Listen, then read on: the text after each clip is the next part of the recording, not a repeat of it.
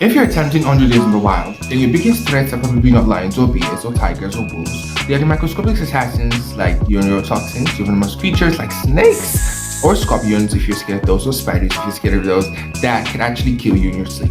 I'm going to be giving you the best tips and medical protocols for surviving the deadliest bites, stings, or infections that the wild can throw at you. And with that being said, let's go.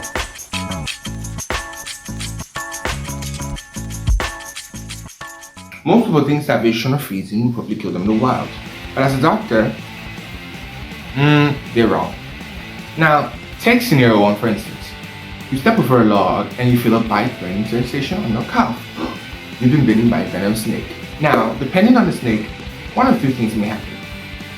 A hemotoxic venom, which begins to digest your internal organs and red blood cells and causes massive internal bleeding, hemorrhaging, and eventually you die. Or a neurotoxic venom, which goes towards your brain and causes paralysis of your diaphragm, such that you stop breathing and then you also die. So in both cases, you do die. Now, what do we do? Because this video is not just about, oh, you die. I mean, we all die one day, but how do you prevent yourself from dying if you're bitten by a snake?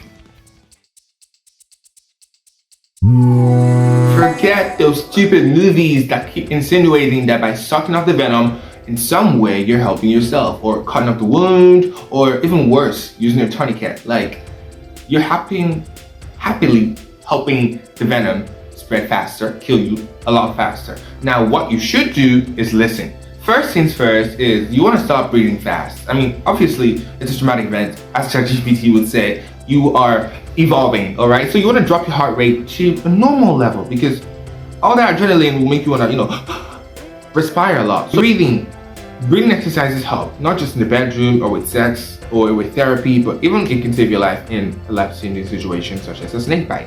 Now, apart from your breathing, you also want to make sure you loosen off any tight restrictions on your arms or legs or feet.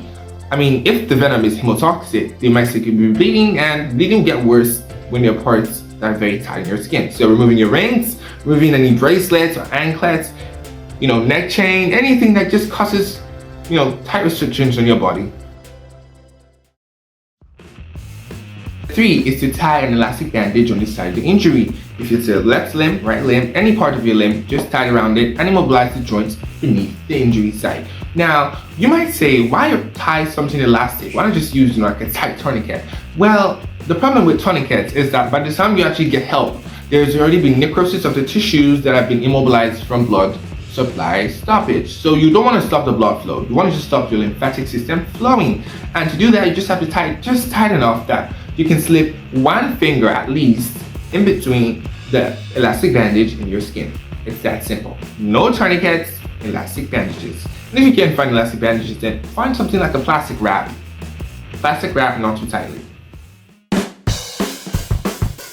Now, aside from something like the brown recluse will cause spread of necrotic venom. Now, what's the necrotic venom? Necrotic venom causes your tissues to necrose, rot away, damage, fade away. Simple. Now, in a situation like that, what do? You need, first of all, to wash the site of injury with lots of soap and water. Of course, you got to disinfect it. And obviously, by washing with water, you might help, rinse up the stink if it hasn't already entered you, which is unlikely. Now, the second step is, you want to apply a cold compress. Now, the purpose of a cold compress, you might ask me, first off, how do I even get a cold compress? I'm in the desert, there's no refrigerators, there's no electricity, there's no people, nothing. So how do I get a cold compress? Now, as long as you have water and mud, you can get a cold compress. Or if you don't have mud, just find sand, make sure it gets wet, and that will work for you as a suitable cold compress for the time being. Now, the point of the cold compress is to try to slow down the necrosis of your tissue and make sure you're like in the snake's position too. Your body has enough time to kind of break this down, all right? So your body can fight these strange foreign bodies and you get safe. But the problem with this is it takes a lot of strength to overcome, just like the snake bite. It can be really agonizing, and obviously you got to keep the wound elevated, unlike the snake bite, which you don't want to have spread too much for elevating. But for a scorpion's bite, it's best to kind of keep it a bit elevated, to help you and help your body to slow the whole effect of the toxin. Now the next scenario. Congratulations, you made it to day 75. And by day 75, I believe you should have crossed snakes and scorpions and bigger predators that want to eat you alive, and you have made it through. And last 25 days to go. And unfortunately for you, you have been drinking dirty water and, itching yourself away because obviously there's no clean water to bathe. And in the afternoon, you just happen to have a little itch and you itch it a bit too much, scratch it with the skin, and you think it's gonna be alright. And by the evening time, this little wound is red, oozing, and a bit warm, and it gets a bit bigger than it was initially. The problem now is that you have an inflammation. And an inflammation does not just occur because of tissue damage. Yes, it occurs. But because you live in such a wild environment, it's most likely sepsis and some form of infection you may have contacted from being dirty. Now, what do? Well, not to worry.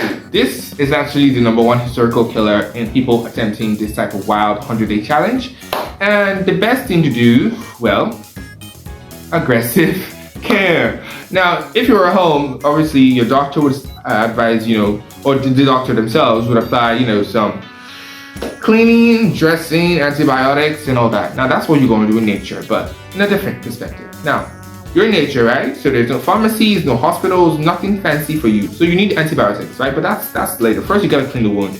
Now, if you're alone, which most likely most of you will be if you're watching this video or attempting this, you will probably want to clean your wound first by sterilizing it using hot water. And you might say, okay, do I have to boil water? Of course, you gotta boil water. And I believe to even watch me, you should actually know how to make a fire from nothing. Or go watch a movie, Send Help. Or I don't know, there are YouTube videos on that. So watch that, learn to make a fire, boil water. Step 1. Step 2, after cleaning your wound or sterilizing your wound with hot water, you want to put pressure on it too to try to flush the wound and the oozing and minimize the size of the wound.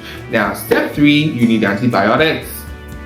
Now, in the wild, obviously, except you brought penicillin from home or some sort of type of antibiotic that can help you, the best thing is to try to get some honey. Apply the honey, take the honey, it's good. But if you can't get honey safely, you might try to find some pine resin. Very, very antimicrobial, very, very good. It works like magic.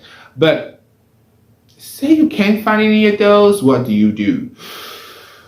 Hot take, but it can save your life. Medical maggots. Now you might say, oh, where do you find maggots? Maggots are like, the larval form of flies, all right? So find dirty places, find decaying carcasses, find places that ooze and smell. Just find those, find any organisms you find there, the worms you find there, those are your maggots. Just put them on your dirt, skin or injury, and they will save you.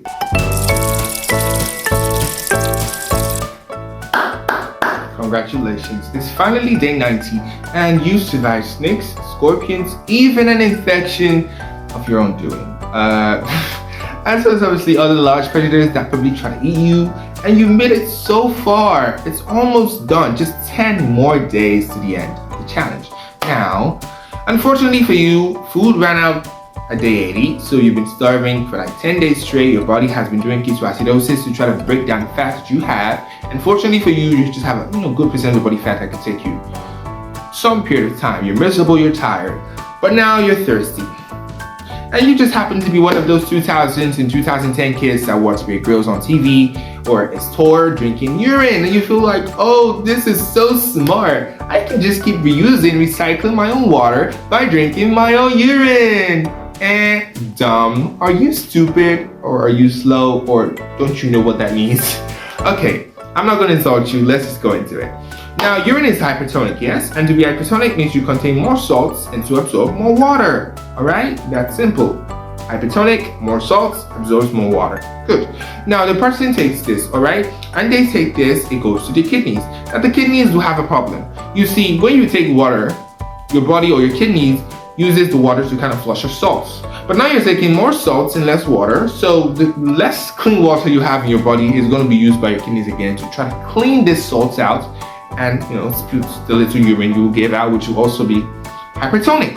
Now, the problem with this is that you're causing more harm than good, because by taking in the excretes from your urine, you're taking in more salts and less water, and you're going to be causing electrolyte imbalances like hypercalcemia, kalemia, hypernatremia. Essentially, all these hyper I'm talking about is just a rise in minerals in your body like sodium, calcium, and magnesium, all of which can result in like cramps, body pains, extreme cases, arrhythmias, confusion, disorientation, so many things that you would experience that you may not likely have experienced if you just drank clean water or don't drink your urine. All right, but simple logic, please don't drink your urine. Please don't be like Beer Grylls and start drinking. No, that is stupid. Don't do that. All right, but if you absolutely must drink water, as we all have, the best thing to do is to try to find a water source that's clean enough. The best one is often the rain, if you can find something to hold the water. But if you cannot do that, then you have to find a natural water source. Mild water,